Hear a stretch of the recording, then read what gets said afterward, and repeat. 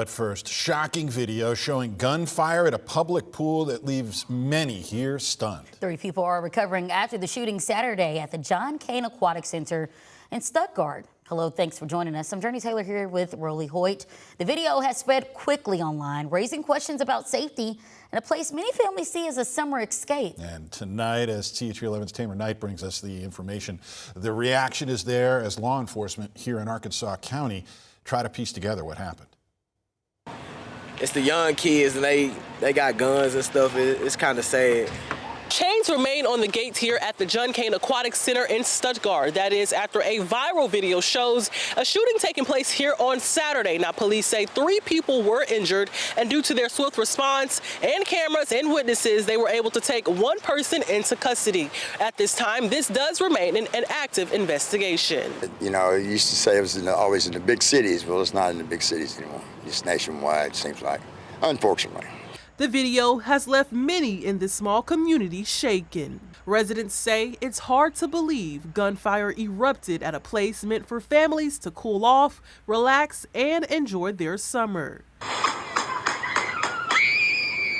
It made me feel disappointed because that parents should have talk with their kids, and they should teach their kids right from wrong. The video appears to show a man in a red hoodie approaching 2 people before raising what looks to be a handgun and firing multiple shots.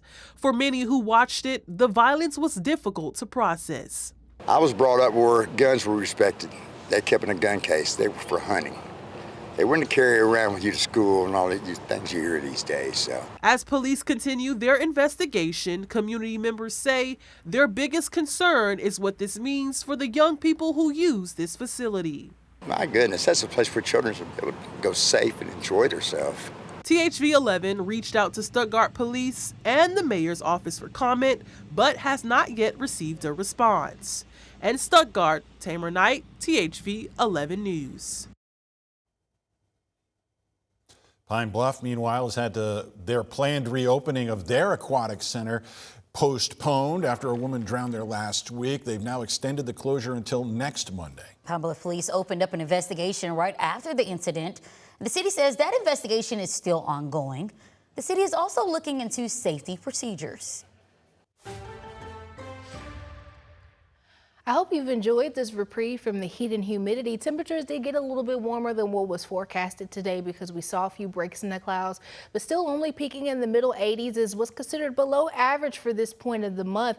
We're also seeing much lower dew points in the lower to middle 60s. Some of southern Arkansas still on the humid side, a little bit closer to that frontal boundary that's in those Gulf coastal states. But generally speaking, compared to how we started last week, where we saw temperatures in the 90s and dew points well in that tropical range, this was a nice refreshing break from that heat and humidity. Now, over the next couple of days, we'll see slightly higher dew points tomorrow, but still generally lower than that very sticky, uncomfortable feeling. Unfortunately, those 70-degree dew points do come back for the middle part of your week, but we actually have another cold front that sweeps through Thursday to knock some of that moisture out of the air, which means the top of the weekend looks nice. We'll talk more about the weekend as we get to your 7-day outlook. What you need to know for tonight is that we'll see partly cloudy skies overnight and a stray shower or storm is possible for northern Arkansas tomorrow.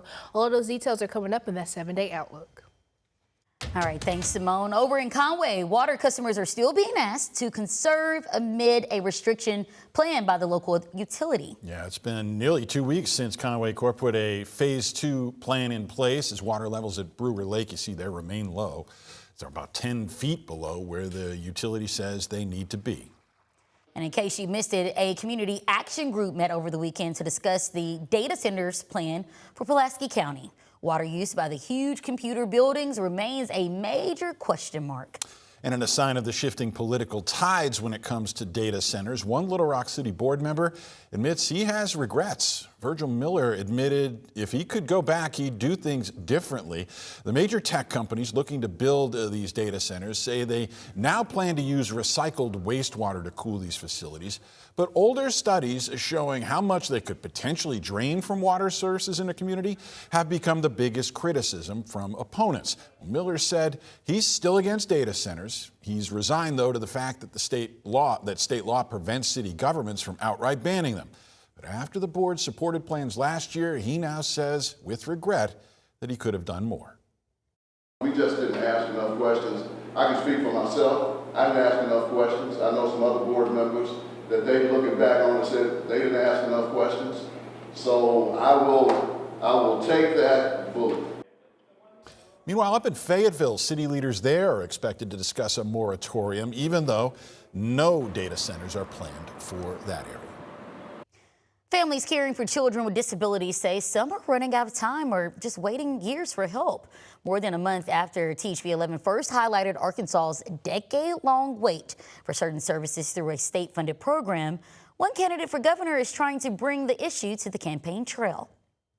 For families like Shiloh, who has Down syndrome and spent months in the hospital for other health issues, her mom, Marisha Rank, says they waited a while for her daughter to get off the CES waiver waitlist to get the help she needed. There's so much red tape and rules. I told you in April about 2-year-old Turner, who has an extremely rare disease. To speed up the process of getting him medical equipment, his family says they were given 2 options. Institutionalize him, and then he would receive the equipment and care, or 2, relinquish our rights.